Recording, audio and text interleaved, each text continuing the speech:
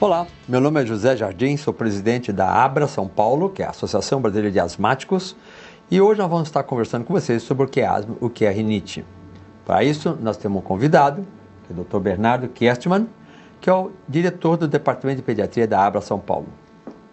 Bernardo, o que é asma? A asma é uma doença crônica, é uma doença inflamatória crônica, mais frequente na pediatria. E é uma inflamação de toda a via respiratória. Você tem um quadro onde que diante de algum fator, que a gente chama de fator desencadeante ou gatilho, você tem uma inflamação desde a ponta do nariz até o alvéolo, que é a última parte do pulmão. E isso faz com que o brônquio, que é um cano que leva o ar para dentro do pulmão, diminua o seu calibre. E com isso você tenha dificuldade na passagem do ar. Seria como se fosse um cano que leva o ar para dentro do pulmão e você tem aí uma inflamação fazendo com que este cano fique inflamado. Com isso você tenha um aumento da musculatura que fica em torno do brônquio, fazendo com que o calibre diminua. Você tem uma inflamação fazendo que essa parede do brônquio fique inchada também, fazendo que diminua mais ainda. Você tem uma produção de secreção, de catarro, fazendo com que esse catarro dentro deste cano faz com que diminua mais ainda o calibre. A passagem do ar por aí se faz com dificuldade e o barulho do ar passando aí é o chiado que a gente escuta. É comum que as mães falem que os filhos têm bronquite. É diferente bronquite da asma? Isso é muito frequente, né? Às vezes a gente fala para a mãe, olha, seu filho tem asma, ela fala, não, meu filho tem bronquite, né? Há um conceito de que a bronquite é mais leve, a asma é mais grave. Mas bronquite, bronquite alérgica, bronquite asmática, bronquite asmatiforme, asma brônquica, asma alérgica, são nomes, vários nomes de uma doença só. A intensidade da doença pode ser diferente. Você pode ter um asmático que tem uma crise por ano e você pode ter outro asmático que vai ter internações em UTI uma vez por mês ou 2 vezes por mês. É muito importante que você saiba exatamente a intensidade da sua doença. Por exemplo, você pode comparar isso com uma pessoa que tem a pressão alta, que é outra doença crônica. Você pode ter pressão alta com 17 de máxima e você pode ter pressão alta com 27. Então a intensidade, a doença é a mesma, a intensidade da doença é diferente. Então você pode ter asmas de várias intensidades e não são nomes diferentes. E é importante você saber o nome adequado da sua doença, o nome verdadeiro da sua doença, para que você seja informado de atualizações e novidades que você tenha para aquela doença que você tem. Quer dizer que a nossa associação tem o nome certo, a doença se chama asma. E a nossa associação é a Associação Brasileira de Asmáticos. Asma genética. Isso quer dizer que tem cura ou não tem cura? Não. A asma não tem cura, mas tem controle. E que é o importante é que ela tenha controle com um tratamento adequado, né? Nós sabemos que mais da metade, 50%, 60% das crianças que apresentam chiado quando são pequenas não vão apresentar quando adultos. Então a maioria das crianças não vão continuar chiando, não vão continuar tendo crises na fase adulta. E o importante do tratamento é que essas crianças não fiquem com nenhuma cicatriz no seu pulmão para quando for na fase adulta ter algum sintoma, alguma coisa que não deveriam ter. Então é muito importante que se faça um tratamento preventivo para isso. Isso é muito importante porque hoje a gente escuta muito falar para asma evitar risco futuro, que é exatamente esse então tratamento precoce, né? Agora, se a asma é genética, isso quer dizer que todos os asmáticos terão filhos com asma? A chance é maior. Isso não quer dizer que isto irá acontecer. Quer dizer, eu sempre digo que a asma é para quem pode, não é para quem quer, né? Só vai ter essa inflamação, só vai ter essa restrição à passagem do ar, essa diminuição do calibre, aquela pessoa que nasceu marcada geneticamente para isso, não é? Agora, você pode ter, como a gente tem mesmo conhecimento de pais que são asmáticos e filhos que não são.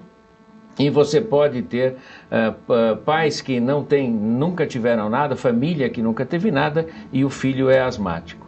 A chance é maior quando você tem pai ou mãe, ou se os dois forem asmáticos ou com rinite ou outra doença alérgica, a chance de você ter um filho asmático é maior. E o que vem desencadear essa crise de asma? A pessoa nunca teve, a criança nunca teve, o adulto, de repente ele tem uma crise de asma. Isso é muito importante, porque você pode ter uma pessoa que durante anos nunca teve nada e vai ter a sua primeira crise com 10 anos, com 20 anos, porque nunca teve contato com o seu gatilho, com aquele fator que desencadeia isso, né? Então, muitas vezes você tem pessoas que moram no Nordeste, que nunca tiveram nada, chegam em São Paulo, né, começam a apresentar crises de asma, voltam para o Nordeste e não tem mais nada. Então, ela entra em contato com algum desses fatores desencadeantes, que são vários, podem ser vários. Poeira domiciliar, fumaça de cigarro, pelo de animal, mudanças bruscas de temperatura, estresse, fator emocional, né, odores fortes, material de limpeza, perfume. Mas um dos principais fatores desencadeantes, tanto para criança mas como para adulto também, e que é importante quando a criança está dentro dessas escolinhas e escolas, contato com outras crianças, são as infecções virais. E quando a gente fala em infecção viral, nós não estamos falando em gripe suína, em pneumonia, nós estamos falando em resfriado comum, né? Que é esse resfriado que a gente tem contato o tempo inteiro e que passam de uma criança para outra. E muitas vezes existem estudos que mostram isso, que as crianças levam para casa esses vírus e desencadeiam crises nos adultos e idosos e assim por diante. Quer dizer que o importante então é que quando a pessoa, o asmático, ele tiver a crise, ele ia ter um componente genético, mas está faltando aquele estímulo. Isso. E vai depender de qual é e aonde e a época do ano, inclusive. Isso aí. Né? Bom, então agora já sabemos o que é asma, por que ele pode ter crise de asma, que asma e bronquite são a mesma coisa, mas agora ele tem a crise de asma. E ele vai ter que usar medicamentos. Você falou também que ele deve tomar medicamentos já por longo tempo para prevenir cicatrizes. Então me diga, o que são medicamentos de alívio e o que são medicamentos de manutenção? E quando eles são usados? O que a gente está acostumado sempre a lembrar e levar em consideração é que muitas vezes a gente pergunta para a família, pergunta para a mãe se a criança ou o próprio paciente está fazendo tratamento para asma. Ele fala, estou. Que tipo de tratamento você está fazendo? Quando eu tenho crise, eu vou ao pronto-socorro. Quer dizer, isto não é um tratamento, ele está cuidando da crise, ele trata a crise só. E o que a gente compara sempre, isso seria a mesma coisa que você entrar numa casa que está pegando fogo, você vai lá, apaga o incêndio, vira as costas, vai embora e deixa o cano de gás furado. Vai pegar fogo de novo, não tem jeito, né? Então, o importante aí é você fazer um tratamento preventivo. Se é uma doença inflamatória, o principal tratamento preventivo seria com medicamentos anti-inflamatórios, né? E os principais medicamentos, o principal anti-inflamatório que a gente conhece são os corticoides. E a forma mais adequada de você administrar esses corticoides é por forma inalatória, né? Onde você consegue utilizar drogas direto no lugar da inflamação e numa dose muito menor. Quando você usa o corticoide por boca, você usa em miligramas. Quando você usa o corticoide de forma inalatória, você usa em microgramas. Isso teoricamente seria 1000 vezes mesmo, só não é 1000 vezes porque um é 20 e o outro é 100, né? Então você usaria, seria mais ou menos em torno de 100 vezes menos o medicamento. Existem outros tipos de medicamento que podem ser substituídos pelo corticoide, ou trocados, o corticoide ou outro medicamento, ou associados ao corticoide. E esses medicamentos dependem muito da avaliação do seu médico, do que você precisa, da intensidade da sua doença. E o importante é a gente saber que esse tratamento, a princípio, é a longo prazo. Existe sempre uma luz no fim do túnel, não é? Onde você deve diminuir os medicamentos até poder tirá-los. A finalidade do tratamento preventivo, né, do tratamento profilático, é você diminuir o número de crises, espaçar o intervalo entre elas, né? De preferência não ter. E se tiver uma crise, que ela seja facilmente reversível, né? E tudo isso você consiga com o menor número de medicamentos e na menor dose. E isto quem vai orientar você é o seu médico, né? E isso é o tratamento preventivo. Agora, quando você acaba entrando numa crise, a gente não gostaria que isso acontecesse, mas você acaba entrando numa crise, você tem os medicamentos que são de resgate, os medicamentos para sair da crise, que podem ser, que são os mais frequentes utilizados, que são os broncodilatadores, que têm uma ação imediata, não é? Só que eles agem de imediato, mas eles duram um tempo pequeno, não é? Então é muito importante que você tenha um controle sobre isso. Ou muitas vezes o corticoide por via oral mesmo, por boca, não é? Quando você não consegue controlar só com esses broncodilatadores de ação imediata.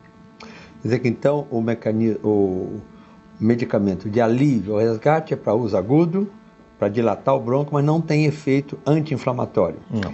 E para combater a inflamação teria que ser um anti-inflamatório. Na fase aguda, talvez por boca, para ajudar, mas lembrar que ele não deve suspender, deve manter o corticoide inalatório. Isso. Eu só perguntaria também, para ficar claro para os nossos sócios, a nossa audiência, existem dois tipos de anti-inflamatórios.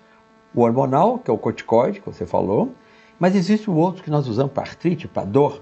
Esse não tem muita ação no pulmão. Não tem. Né? Não tem. Por boca, a gente não tem medicamentos como a gente tem para tratamento de outros processos inflamatórios, a não ser um anti-inflamatório que se usa por boca, que é o Montelukast, que é utilizado muito mais em criança do que em adulto. E é muito utilizado em criança e é utilizado em asma, normalmente a asma mais leve e muita associação com rinite alérgica também. Então, de novo, como um tratamento preventivo. Nós devemos deixar claro então para o nosso sócio, nosso asmático que está nos vendo, que o tratamento é a longo prazo. Mas existe, como você disse, eu gostei da palavra, que existe uma luz no fundo do túnel. A última pergunta. Todos os asmáticos têm rinite? Olha, nós sabemos que em torno de 70%, 80% dos asmáticos têm rinite alérgica. E hoje nós consideramos uma doença só, né? Quer dizer, a doença da via aérea única. Né? E é muito importante que quando a gente tem alguém que seja asmático, a gente vá atrás da rinite. Procure a rinite nesse paciente. E vice-versa, quer dizer, quando você tem alguém que tem uma queixa de rinite, você vai procurar a asma nesse paciente também. E quando como você tem uma associação muito frequente, é muito importante que você tenha um controle sobre a rinite para você ter um controle adequado sobre a asma. E isso é importante e você deve ter uma avaliação adequada e um tratamento adequado. O tratamento sempre é duplo. Asma e rinite. O tratamento da rinite é para rinite, o tratamento da asma é para asma, e se você tiver outro sintoma, uma conjuntivite alérgica, deve ser o tratamento para conjuntivite. E sempre fazer junto. Sempre junto. Ótimo. Muito obrigado, Bernardo. Obrigado a você.